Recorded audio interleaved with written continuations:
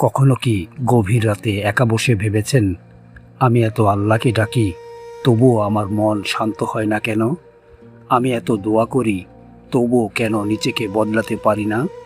অনেক সময় মনে হয় হয়তো আল্লাহ আমাকে ভুলে গেছেন, হয়তো আমার জন্য আর কোনো পথ খোলা নেই, হয়তো আমি অনেক দূরে চলে গেছি। কিন্তু শুনুন, এই ধারণাটা সম্পূর্ণ ভুল। আপনার রব আপনাকে ভুলে যাননি, বরং তিনি এখনও আপনার অপেক্ষায় আছেন। জীবনের কঠিন সময়গুলো আমাদেরকে এমনটা ভাবতে বাধ্য করে যে আল্লাহ আমাদের ছেড়ে দিয়েছেন, কিন্তু বাস্তবতা একেবারেই ভিন্ন। আজকের এই কথাগুলো হয়তো আপনার হৃদয়ের দরজায় কড়া নাড়বে, হয়তো ঘুমিয়ে থাকা আত্মাকে জাগিয়ে তুলবে নতুনভাবে। কারণ হেদায়েত জোর করে আসে না, হেদায়েত আসে তখন যখন মানুষ সত্যকে গ্রহণ করার জন্য নিজের হৃদয়কে প্রস্তুত করে। তাই আজ শুধু কানে নয়, হৃদয় দিয়ে শুনুন, কারণ একটি সত্য কথা পুরো জীবন বদলে দিতে পারে। অনেকেই মনে করে হেদায়েত মানে শুধু দাড়ি রাখা, নামাজ পড়া অথবা ইসলামিক পোস্ট করা, কিন্তু হেদায়েতের চেয়েও অনেক বড়। হেদায়েত হলো সেই অনুভূতি যখন গুনাহ করতে গিয়েও হৃদয় কেঁপে ওঠে। হেদায়েত হলো অন্যায়ের পথে থেকেও ভেতরে ভেতরে অনুশোচনা অনুভব করা, ভুল বুঝতে পারা। হেদায়েত হলো রাতের নির্জনতায় কেঁদে বলা, হে আল্লাহ, আমি বদলাতে চাই। এই পৃথিবীতে অনেক মানুষকে বাইরে থেকে ভালো লাগে, কিন্তু তাদের অন্তর অন্ধকারে ভরে থাকে। আবার অনেক সাধারণ মানুষ আছে যাদের পোশাকে বা চেহারায় বিশেষ কিছু দেখা যায় না, কিন্তু তাদের হৃদয় আল্লাহর পথে জড়িয়ে থাকে। কারণ আল্লাহ আমাদের চেহারা দেখেন না, তিনি দেখেন আমাদের অন্তর, দেখেন আমাদের নিয়ত। মানুষ অভিনয় করতে পারে, মানুষ নিজের মুখে এক কথা বলতে পারে, কিন্তু মনে অন্য কিছু লুকিয়ে রাখতে পারে। কিন্তু আল্লাহর সামনে কোনো অভিনয় চলে না। তিনি না বলা কথাও জানেন, অন্তরের কান্নাও শুনতে পান। আজ মানুষের সবচেয়ে বড় সমস্যা হলো সে গুনাহকে গুনাহ মনে করা ছেড়ে দিয়েছে।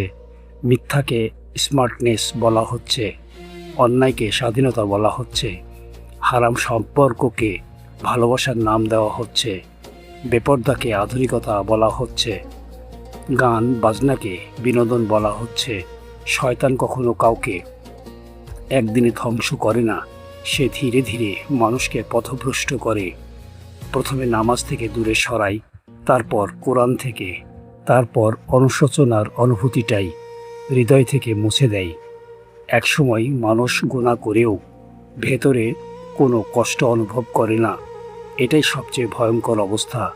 একটি হৃদয় একদিনে মরে যায় না, প্রতিটি গুনাহ তার উপর একটি কালো দাগ ফেলে।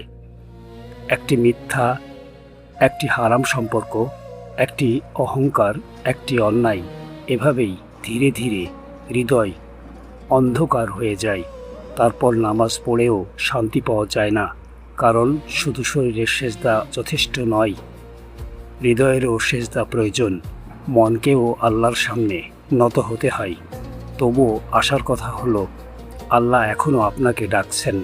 আপনি যত বড় গুনাহগারই হন, তার রহমতের দরজা খোলা আছে।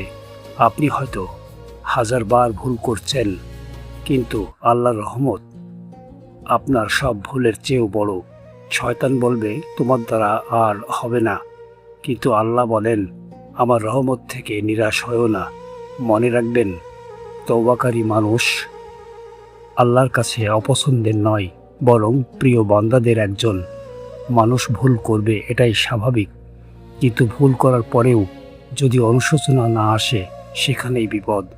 যদি গুনাহের আগে কোনো ভয় না লাগে, গুনাহের পরে কোনো কষ্ট না হয়, তাহলে বুঝতে হবে হৃদয় অনেকটাই কঠিন হয়ে গেছে। আর এটাই শয়তানের সাফল্য। তাই আমাদের কাজ হলো শয়তানকে সফল হতে না দেওয়া, বারবার ফিরে আসা, বারবার তওবা করা। মনে রাখবেন, তওবা করলে মানুষ ছোট হয় না, বরং আল্লাহর কাছে তার মর্যাদা বেড়ে যায়। এখন আসুন দেখি কোন বিষয়গুলো আমাদেরকে হেদায়েত থেকে দূরে সরিয়ে দেয়। প্রথম বিষয়, নামাজ ছেড়ে দেওয়া। নামাজ শুধু একটি ইবাদত নয়, এটি আল্লাহর সাথে সম্পর্ক। যেদিন নামাজ ছুটে যায় সেদিন থেকেই অন্তরের ভাঙ্গন শুরু হয়, শান্তি হারিয়ে যায়। দ্বিতীয় বিষয়, হারাম সম্পর্ক, যেটাকে শয়তান ভালোবাসা বলে সাজিয়ে দেয়, কিন্তু শেষ পরিণতি হয় অস্থিরতা, কান্না এবং আল্লাহর থেকে দূরত্ব। তৃতীয় বিষয়, অহংকার।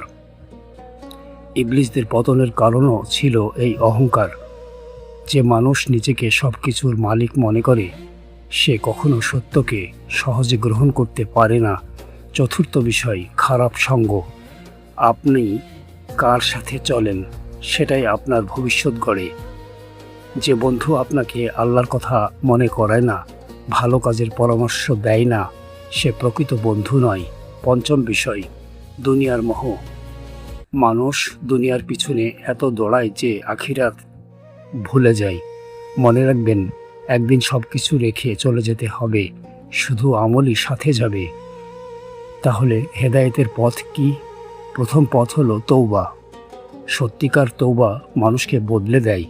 রাতের অন্ধকারে বলুন, হে আল্লাহ, আমি ক্লান্ত, আমাকে ফিরিয়ে নিন। আমার এই কান্না, আপনার এই অনুশোচনা আপনার রবের কাছে অত্যন্ত প্রিয়।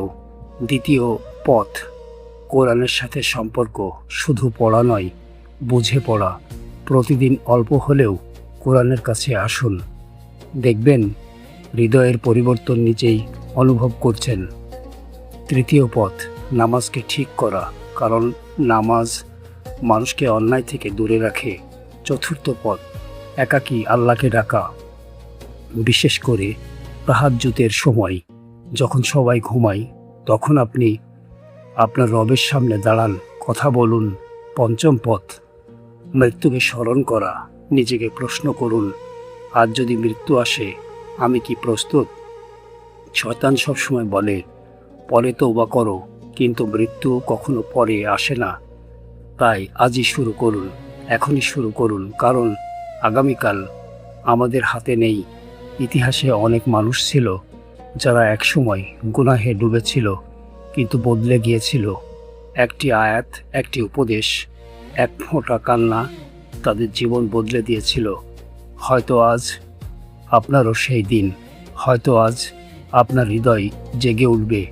মানুষ আপনাকে ছেড়ে যেতে পারে, বন্ধুরা দূরে চলে যেতে পারে, ভালোবাসার মানুষও একদিন হারিয়ে যেতে পারে, কিন্তু আল্লাহ আপনাকে ছেড়ে যান না। আপনি যতবার ভেঙে পড়ুন তিনি ততবার ডাকেন। যদি আজ আপনি আল্লাহর দিকে এক কদম এগিয়ে যান, তিনি আপনার দিকে আরও এগিয়ে আসবেন।